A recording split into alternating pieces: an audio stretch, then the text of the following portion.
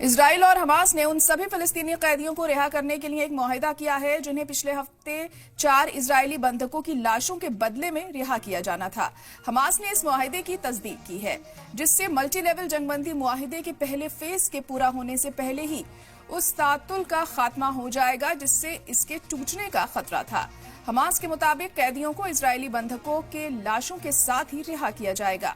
19 जनवरी को जंगबंदी के अमल में आने के बाद से हमास ने 25 इजरायली बंधक कैदियों को रिहा किया है।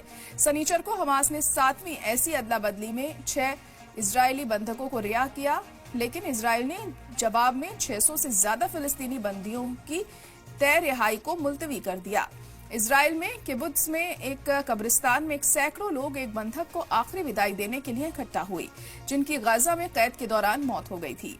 हमास ने जंगबंदी मुआहिदे के तहत जुमेरात को बंधक ओडेड शिव्स की लाश को इजराइल को लौटा दिया। इस बीच हमास की तरफ से अगवा एक इजरायली खातून ने अपनी आपबीती सुनाई।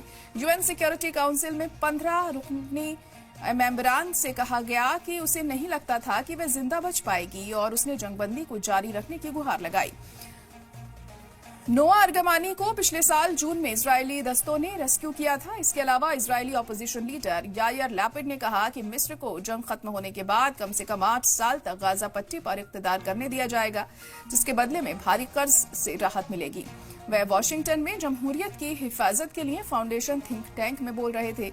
उन्होंने आगे कहा कि उस दौरान गाजा में इक्तदार के लिए हालात बनाए जाएंगे और गाजा से पूरी तरह फौज हटाने का अमल पूरा किया जाएगा। दूसरी तरफ इंटरनेशनल ऑर्गेनाइजेशन फॉर माइग्रेशन के डायरेक्टर ने कहा है कि यूएन एजेंसी गाजा से फिलिस्तीनियों को जबरन बाहर निकालने का हिस्सा नहीं होगी।